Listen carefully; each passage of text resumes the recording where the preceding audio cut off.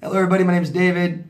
Welcome to the part 2 of my question and answer videos where I'm answering all your guys' questions from the last question and answer video last Monday. Any questions you guys have today, please go down below and ask me anything you want and I'll answer them in the next Q&A, okay?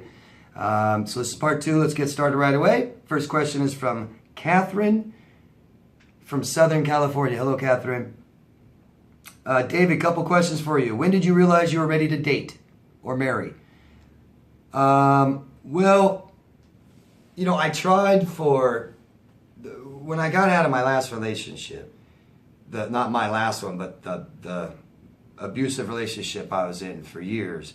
When I got out of it, I tried dating again for a couple years, I think. Not all the time, but I did date a couple women in those, and it was just horrible. I mean, I couldn't do anything. I couldn't get close to them. I was scared to death. I was hyper vigilant. I thought, but I didn't know about narcissism yet. So I didn't quite know everything that happened to me, and I didn't quite know what the relationship was about. I didn't know what my ex was and what happened and what was happening to me. And I thought I was feeling bad because I just needed to get over this person when I realized that's not it. I feel bad, but I don't know why. So after about 4 years of not knowing anything and dating, trying to date, and it went horribly wrong, I said, that's it. I got to stop dating. I know that. This isn't working. Whatever's going on, I don't know what it is, but I know I can't date. So I made a full commitment to not date again. About a year later, or no, I can't even remember. It was about, it's a year later or something. I discovered all this information, and that's what really helped me get better. So I didn't date for like 4 years. Nobody, wouldn't date. I had women that asked me out. I said, no, thank you. And I was quite scared, actually. So I did start, when I dated again, I did find myself, now I felt better. I felt great, and I was doing really good. I thought I was all healed. But when I started dating a little bit, I was a little hypervigilant. I was a little quick to say, oh, you're doing this to me. You're doing that to me, you know. And it took about another year or two after that to be comfortable, to stop thinking, who's a narcissist? Are they a narcissist? Oh, this person's trying to do all these things to me. So, and also be able to acknowledge or identify when someone else is gaslighting, is manipulating, is projecting, you know. But I don't go through this checklist. Matter of fact, I think what it is now is I'll see some kind of behavior and go, oh, that's gaslighting, you know? But it's like, whatever. I just don't get involved with that person. But it took me years to be able to date again. Years. But I definitely knew the difference when I wasn't ready, and I definitely knew the difference when I was ready. And it's an amazing difference. Amazing difference. I feel so comfortable now around people. It's great. It really is. It's night and day difference. I'd like to say you'll know, but you'll know when you date somebody if you're ready or not. That'll help you know, that hypervigilance. Thanks for your question. Jay Strada from Portland again. How's it going? About a month ago, my mother-in-law had let me know that her father would be coming to visit. I was happy to hear that he was coming. He's in his 90s. He always makes it a point to show me a lot of love and respect. Well, he's been up here for over a month. No visit from him. We've heard nothing from my husband's parents. Either I want to call my mother-in-law to ask why he isn't visited, but another part makes me wonder if this is another way that they are trying to hurt me in a subliminal way. Also, my oldest son just had a birthday. She always calls to sing happy B-Day, but only left him a text, and my birthday along with my other sons is coming up. Not sure if that also has anything to do with it. Do I call my mother-in-law and say something, or will that be narcissistic supply? I really want my sons to be able to spend time with their grandpa. Yeah, why don't you call and ask? Don't react to her. Don't fight with her. Call and ask. Show up. Go see him, I guess. Whatever you can handle. It's all up to this. How does this make you feel? Can you handle that? Can you handle calling her? Can you handle showing up to see him? If you can't, I guess you can't see him. You got to accept what you can't control. Right? I'm sorry. That's nice that you want to see him. I know he's old. You may not be able to. That's something you're going to have to accept. I'm sorry. But I don't think there's anything wrong with calling this person and asking. I understand if they're a narcissist, that will give them supply, but you're trying to see him. If she wants to play her little games, you don't have to react to it. Good luck. Marc from St. Louis. Hello, Mark. Not real sure how to keep this short, but here it goes. Actually, you kept it really short. My ex and I have ran the entire course of a toxic relationship. I went through the smear campaign last December. Even had an OP and strangers saying, I will kill him on Facebook. We got back together in February. It rapidly returned to the name calling and blaming each other for the failing of our relationship. I moved 250 miles away 1 month ago. Suddenly she is sending me pictures and being nice as can be. I feel guilty. Why is she being nice and why am I even considering getting back with her? Because she can't break off the attachment. Okay? She has attachment issues, big time, and can't break the attachment off. She's not healthy enough to understand, should I be in a healthy relationship or not? Is this a healthy relationship or not? She merely reacts and tries to make herself feel better. She feels bad all the time. This is a failed relationship. She feels horrible. She probably misses you, loves you. I don't know. I couldn't tell you. You're considering getting back with her because you're still believing that dream, that hope that you have, that things are going to be great. Pretty much you're thinking about when you first met her, how great things were, and you think it's going to be like that again someday. You got to kill that hope, man. You got to kill that hope. And the best way to do it is do things so your mind knows it's over. That's why we cut off Facebook, we cut off the phone, we cut off the emails, we get rid of their stuff, we change the furniture, we do all these things, and we keep stimulating our brain and moving on because, you know, you have to. Because you have to.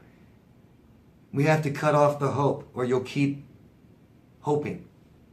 So you're probably hoping that it'll be like it was when it was really good. But that really good never sustains, right? Because things aren't happening the way they should be. You guys aren't meeting each other's needs and each other's needs, your own needs, correctly. And so it was unhealthy right from the beginning. Even the good, nice, happy part was unhealthy. Okay? Get support, Mark. Get support so you don't make bad decisions. Jenny from DeKalb, Illinois. Hello, Jenny. I asked before about a bullying situation at work. My complaints had good results. Our manager has done a lot to get him under control. He doesn't bother me anymore. Well, he tries, but I just use the gray rock method. Good. I see that the bully is very uncomfortable around me and seems to be afraid of me. I get some satisfaction from being the one who turned the tables and being the thorn in his spine. Does this make me a bad person? No, that doesn't make you a bad person, Jenny. I understand how you feel, and when we get mistreated, we typically want some revenge. Try not to abuse the fact that he's scared of you, that you might be able to hurt his job, and just accept and be happy that it's stopped. Okay? You won, Jenny. It's over. You're not a bad person, but it's okay to be happy that you won. But don't make it worse. Don't keep pushing him. Okay? Matilda from Sweden. Hello, Matilda. Me and my ex-narcissist hasn't spoken in 6 months. Good. The discarding was horrible, and he treated me in the worst possible way, and my whole family knows about this, and he knows that my family knows. Everyone connected to me has removed him from social media accounts and so on. But I recently heard from my dad's girlfriend, she met my ex a few times, that he likes her posts on a regular basis. Could this be a mini Hoover attempt? What do you think is his purpose? Well, I wouldn't know, Matilda. Maybe he wants your father's girlfriend. Maybe he's trying to get intimate with her. Maybe he's trying to do something to stay in your mind and screw with you. But most likely, he also has attachment problems and can't detach from you. And even though he knows you don't want anything to do with him, it makes him feel better to stay in contact with your family. Very typical. That's why a lot of the reasons they do this, guys. They smear campaign with your family afterwards, but they really are trying to stay connected with them. Michael, I don't know where you're from. Next time, tell me where you're from, Michael. So, Michael, hello. David, first and foremost, thank you for all your advice. You have gotten me through it all, brother. I now understand this disorder, and yes, thank God I'm not on the end of it. Anyway, I haven't had any trouble staying no contact with my narc. It's been almost a year to the date she left my house. Good, and you're welcome. Thank you very much.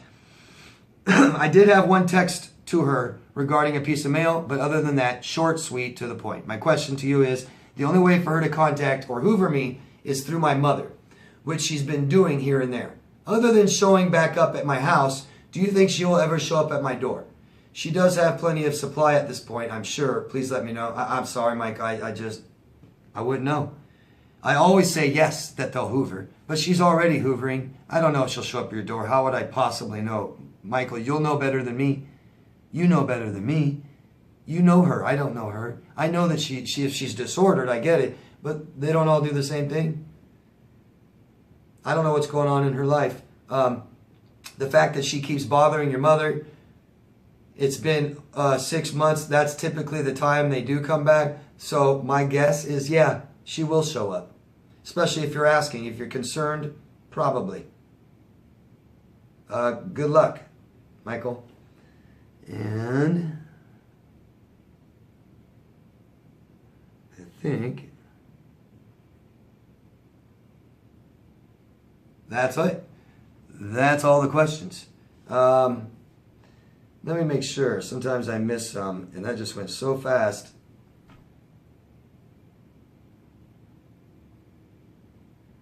That's it.